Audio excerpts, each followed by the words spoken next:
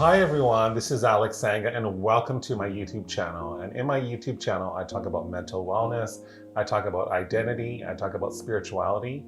And today we are going to be talking about friendship. And with me, I have a very special guest who's flew all the way from New England all the way to Delta, British Columbia, which is just outside of Vancouver.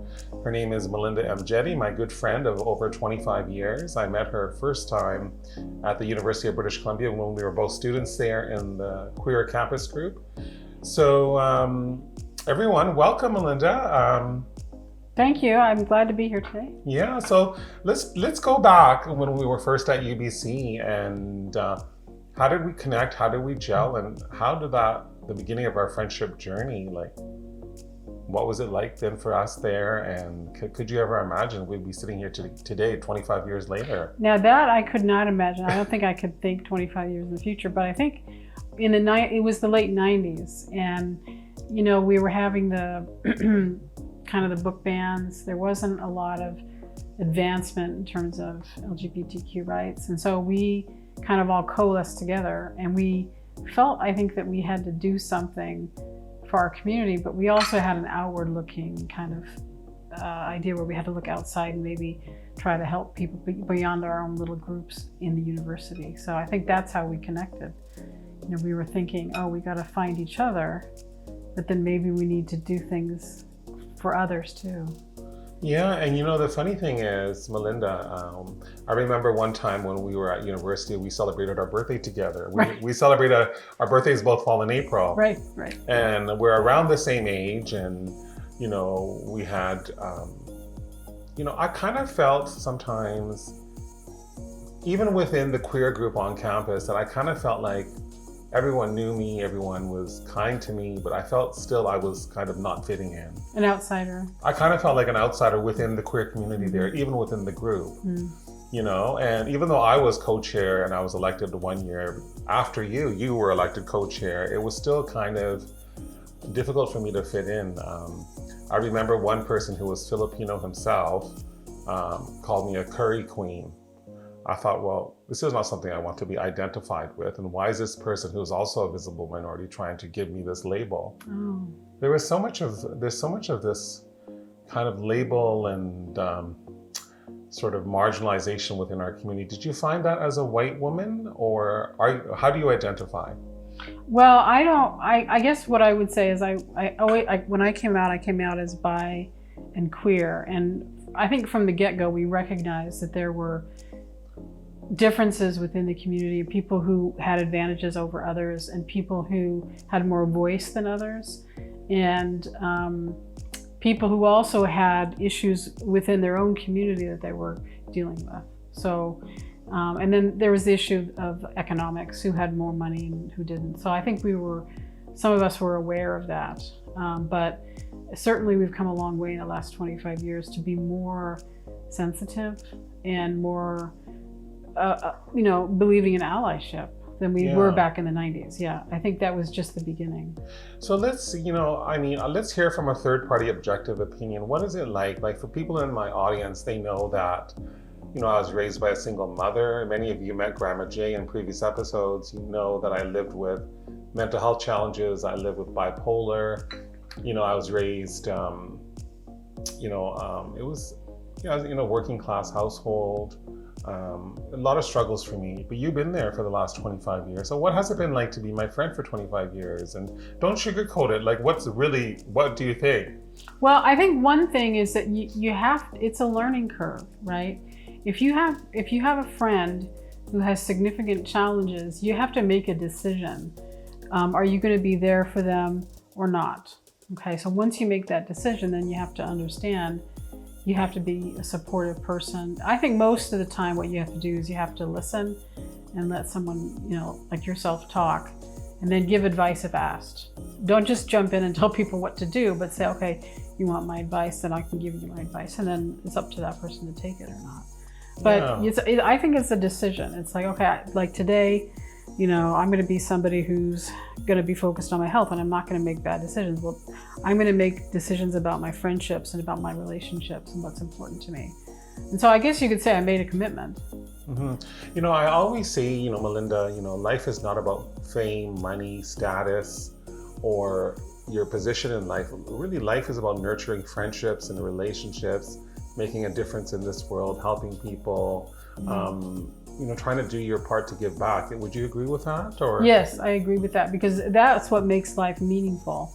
And you feel that you're making a difference. Because I think if you're just more focused on yourself and you become more self-absorbed, it's kind of a downward slope. But if you have a value where part of your energy and your time is toward others, whether they be close people or, in a volunteer sense or in a larger community, then you feel like you've knitted yourself into society and in the community. You're not alone. Right. So, people have loneliness. We've discussed loneliness in my podcast in previous episodes. And I always talk about self-love and the importance of, you could have a lot of friends, you could have a lot of family, you could be surrounded by many people, but you could still feel lonely. Yes. So what would you say is the key ingredient to have that self-love and not feel lonely? Am I correct in that? Yeah. Well, I think that it's a learning process. I don't think we necessarily grow up with that, where we value ourselves, but it's something that I think we can learn over time. And sometimes we see good models of people who take care of themselves, and then when they're healthy inside themselves, what they do is they have energy to give to others, right? And I think I've seen some examples of that, right?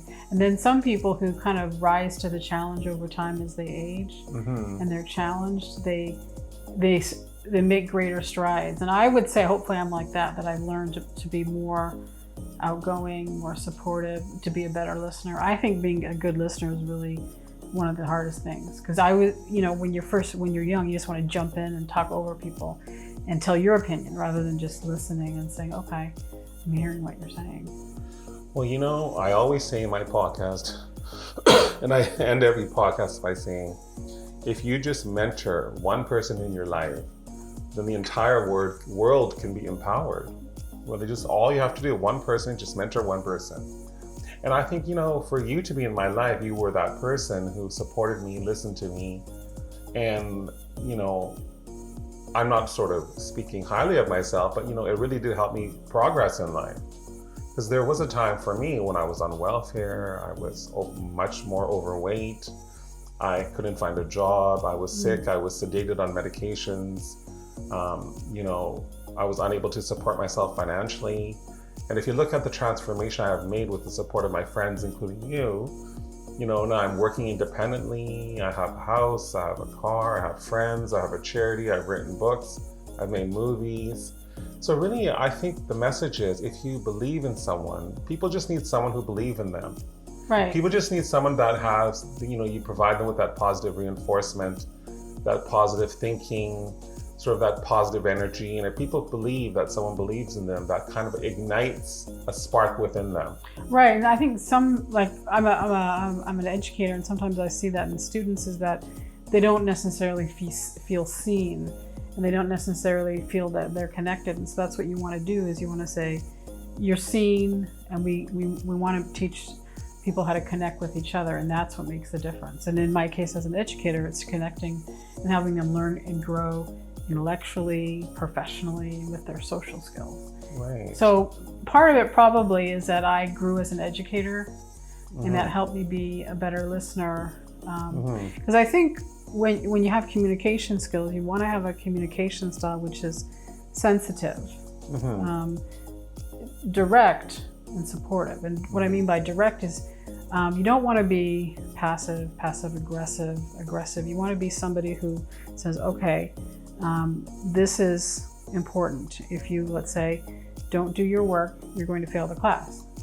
And say it in a direct way, but in a way that's supportive. So what can we do to help you? Sensitive and supportive. That's the kind of communication style. And that's what I try to teach students as well. And I've learned that over time. I didn't come out of grad school with that. One thing, let's go to a little bit, almost kind of like the opposite of friendship, where people are doing harm to you.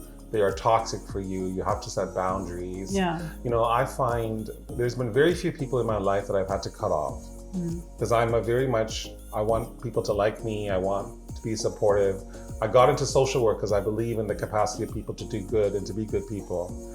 But sometimes I find people are not at that stage in their life where they can provide you with that sort of healthy boundaries and healthy relationships as a friend.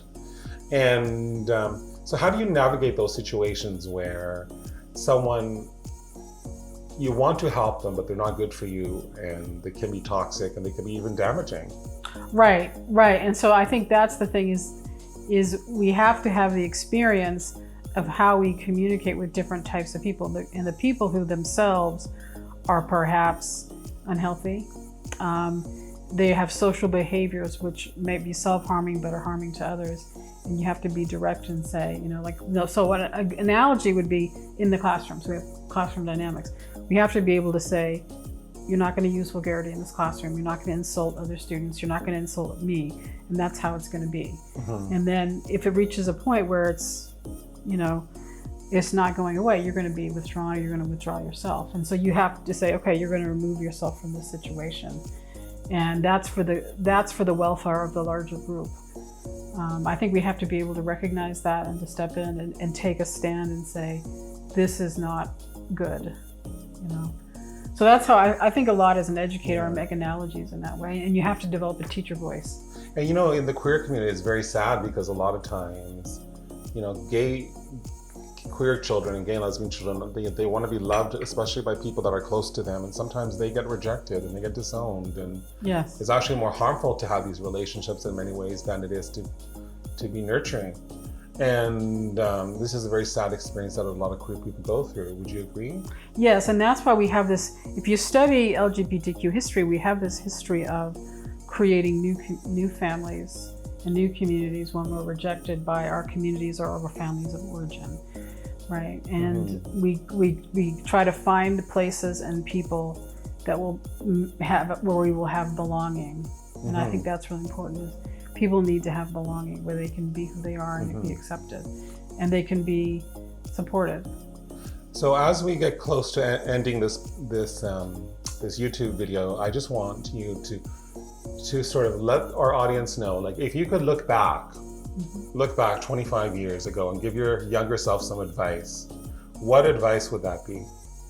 My advice would be to try to be a better listener and to take the time to listen to people and to hear what they have to say.